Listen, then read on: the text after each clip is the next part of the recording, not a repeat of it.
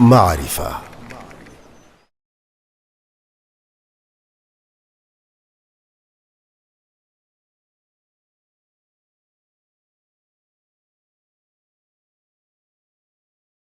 Thank you. Bismillahir Rahmanir Rahim. Thank you very much. My childhood, I was born and brought up in Africa, in Kenya. I was born in 1977, and my early education was in Kenya, in a little island called Mombasa, which was predominantly colonized by the Omanis. And the Arab connection and the Islamic connection was there, and I come from a Muslim family, and I was brought up as a Muslim, of course, in Kenya. My education was at an English school in Kenya, in Mombasa, where I did the English O level and A level, what it was known as the GCE system. And in 1995, after finishing my A levels, I got accepted to university in the UK, and I went to a university called Leicester University in the Midlands in England. And I did my undergraduate law there, and I completed my LLB with honors in 1998. After that, I went to do my master's in law, my LLM, again in England, and I completed that a year later. And thereafter, I did what is known as a legal practice course. Under English solicitor provisions, you need to work, do what is known as a legal practice course to qualify as a solicitor. I did that for 1 year, and then I did my training with a law firm for 2 years. I qualified as a lawyer in England and Wales, and I worked there for about 6 years. And my practice was predominantly debt capital markets. So I used to do a lot of securitization work, do a lot of bond issuances, all conventional. In 2005-06, of course, the Islamic finance was catching up, becoming a very prominent source of financing. And I was moved to our Dubai office in 2006 to set up the firm's Islamic finance debt capital markets practice, mostly Sukup work. And I came here then in 2006, and Alhamdulillah, since then I've been here. The digression to Islamic finance, although my training has been conventional, has been as a result of being in the region, in Dubai, in the Middle East, where a lot of the work is Sharia compliant, and therefore I have become a sukuk, a specialist according to some, but I believe I'm still learning.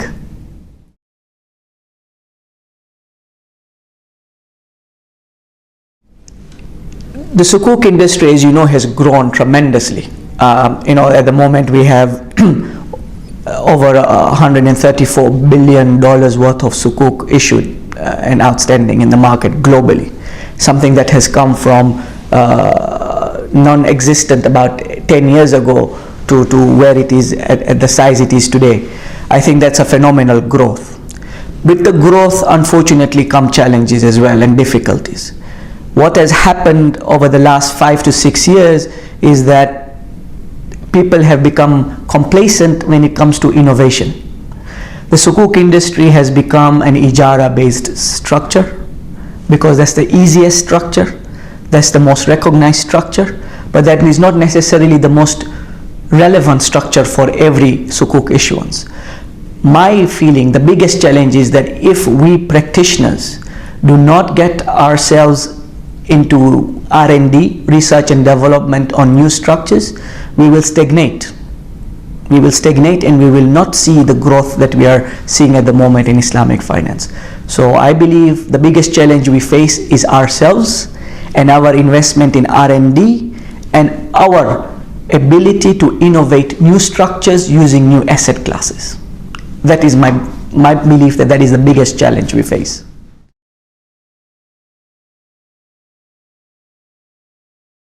I think that is one of the challenges we face, particularly when Islamic finance and Sharia aspects need to live or cohabitate or coexist in a secular legal system. And I think that is the biggest challenge that we lawyers face, is to have something that complies with the law of the land but is also Sharia compliant. and there have been a number of challenges. There is a very famous case under English law that is called the Shamil Bank versus Beximco case, where there was an Islamic finance transaction where the parties basically say that we would like the governing law to be English law, provided it does not prohibit or it does not offend the glorious Sharia.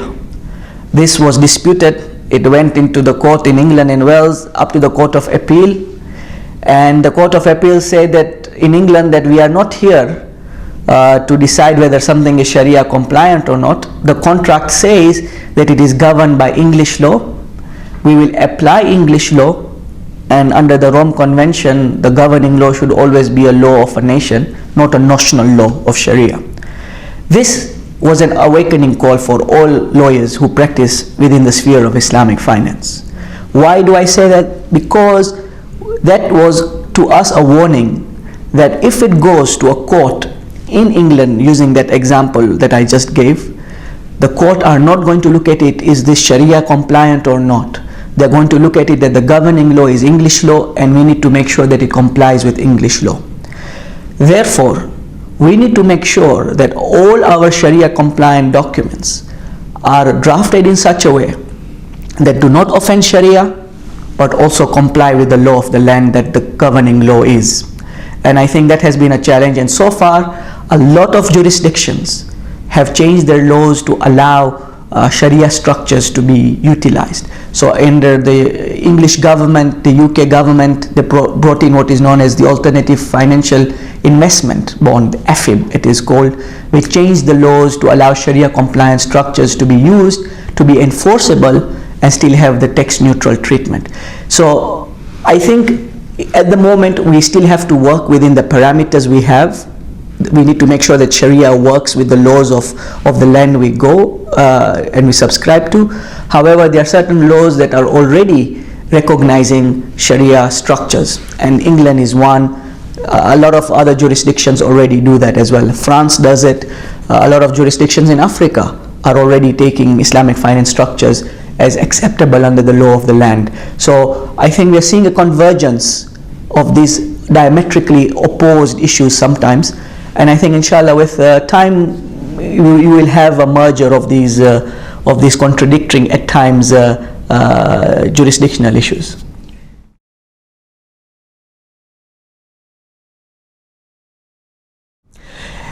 You know, it is a question that comes up all the time, that why do almost 90% of international Sukuk issuances are governed by English law?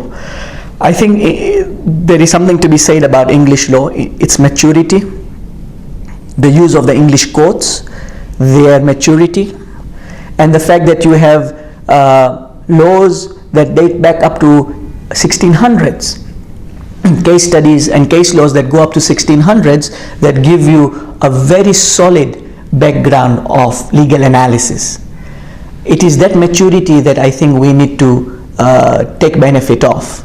I believe, and maybe I'm biased a bit, but I think English law, in the absence of any other mature secular governing law, is still, I think, the most relevant governing law for Islamic finance at the moment, for two reasons: the maturity of it, the depth of it, and more recently the fact that the English judiciary has learned to recognize Sharia structures which are already accepted under the laws and statutes of England and Wales.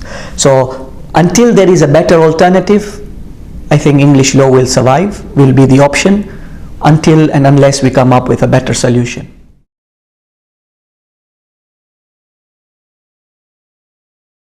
You know, this has become this issue, and the way I classify this issue is asset-based and asset-backed. Asset-based is basically an ultimate corporate risk. There is no true sale of the underlying asset, and the Sukuk holders do not have recourse to the underlying asset. Asset-backed is where there is a true sale of the underlying asset. You have recourse to the underlying asset. The credit risk is not the corporate risk, but the risk of the performance of the underlying asset. Let's take an example of a real estate. Your Sukuk is a ijara based. You're selling real estate. In an asset based structure, you will only contractually sell that real estate. You will not go to the relevant land department and register the transfer in the name of the SPV. In asset-backed, you will do the contract of sale. You will also go to the land department and register the transfer of that real estate. That is a fundamental difference between the two. Now, from a structuring perspective, 98% of global sukuk have been asset-based, not asset-backed. The issue, and you're absolutely right, this issue became a very fundamental point when there was an announcement in 2010 in the UAE where a very prominent sukuk issuer said that it will not be able to fulfill its obligations. I remember at the time I had a call from a client in the US saying, Mr. Rizwan, we need to foreclose on the underlying asset. And I remember telling the American brother that, sir, I don't think you can, because this was an asset-based sukuk, not an asset-backed sukuk. You do not have recourse to the underlying asset. Oh, but I have that land that is sold. I said, yes, but you do not have recourse to it. Please look at the limited recourse language. And that suddenly became an issue. And since 2010, the issue pertaining to asset-based and asset-backed has become a very prominent issue. Whether we will see a shift to the true asset-backed issuance or not, I think we will, but not in the near future. Why? Because Sharia scholars at the moment are of the opinion that an asset-based transaction is Sharia compliant.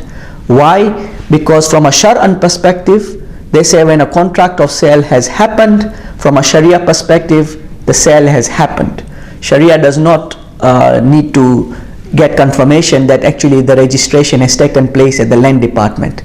According to Sharia, once you have a contract of sale, the sale is complete. And this is where there is a disconnect between what Sharia's expectations are and what the law of the land's expectations are. In the law of the land, transfer only happens when you register at the land department. Sharia says when you enter into a contract in writing, the sale has happened. We don't care whether you go and transfer it at the land department or not. This disconnect between the reality of the law of the land and Sharia needs to be bridged very quickly. Insofar as scholars will continue accepting asset-based transactions as Sharia compliant, there is very little incentive for issuers, for investors to go the extra mile to make it purer and in line with the spirit of Islamic finance, which has always been asset-backed issuances.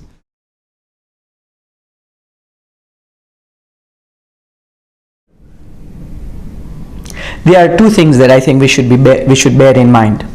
The first thing, very much important, is the fact that we need to bear in mind that the commercial aspect of it, and then is the Sharia aspect of it.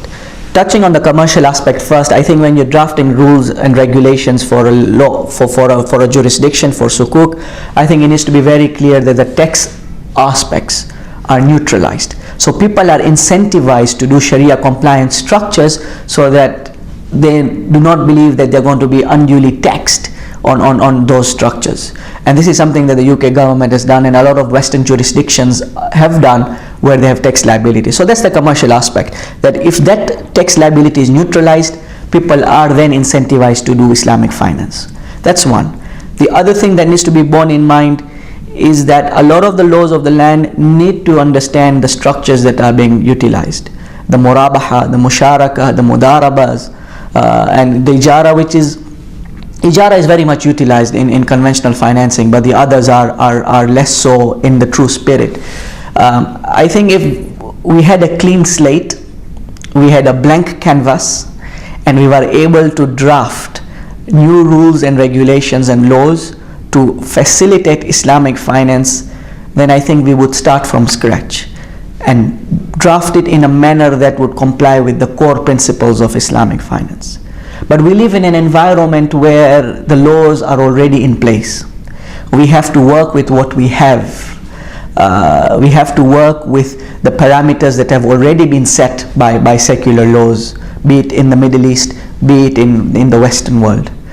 And I think with that in mind, our changes, our ideas have been tapered because we have to work within a very confined space.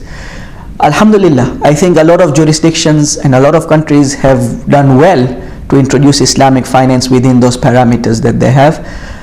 And I think slowly evolution will allow us to grow, and Islamic finance, which is over a $1.5 trillion industry, gains momentum, gains strength, gains the ability from a financial power perspective.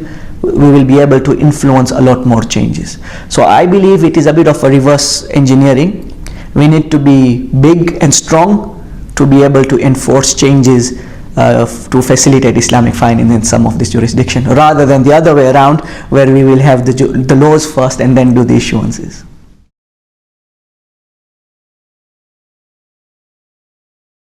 You know, this has become a very prominent issue, and this ties in with my earlier discussion on asset-based and asset-backed. When a default happened on Sukup, and a number have happened in the market, we know of Investment Dar, we know of Dana Gas, name a few, East Cameron was the other one as well. The issue arose whether the Sukuk holders in an event of default had recourse to those assets or not. The question always was, is it asset-based or asset-backed? At that time, during the default, most of the investors thought they had recourse to the underlying asset, which was wrong. And I think the prospectuses were very clear. The transaction was very clear that you had no recourse to those assets. But investors still, at that moment in time, believed that they had recourse to those assets. Now, bearing in mind whether it is asset-based or asset-backed, the structuring and the default obviously are influenced whether it is asset-based or asset-backed. If it is asset-based, you are an unsecured creditor in line with all other unsecured creditors. What does that mean? That means that you have to sit around a table with the defaulting party and come up with a solution. Do you want to extend maturity? Are you going to extend the tenor? Are you going to be able to pay me in 3 years' time rather than next year? There are commercial realities that take place. In an asset-backed, you don't, because you straight away take recourse to that underlying asset and you sell it to recover what is due to you. Now, because Islamic finance is relatively new in the current economic climate, the conventional financing has gone through a cycle of peaks and troughs, boom and bust, and they have learned from these mistakes of previous. Islamic finance in its current form has been around for 40-50 years. This is the first downturn, I believe, that Islamic finance has faced, and we have learned a lot from it. The important thing is that we apply what we have learned from it. We apply the fact that the asset-based, asset-backed discussion has to be thought out properly. We have to understand that now in the jurisdictions we operate in the Middle East, we need proper, succinct and comprehensive bankruptcy and insolvency laws so that Sukuk holders are protected. These are the lessons I believe we need to take away as a result of the recent downturn that Islamic finance has, the global economy has faced. That is the first that the Islamic finance industry has gone through. The conventional financing system has been around for over 400 years. It has gone through a number of adjustments as a result of booms and busts in the economy and have learned from it. We have been around for 50 years. This is the first downturn that Islamic finance has really faced. I believe the test is whether we learn from these mistakes and correct it so that we create a genuine alternative source of financing that is true to the spirit of Islamic finance.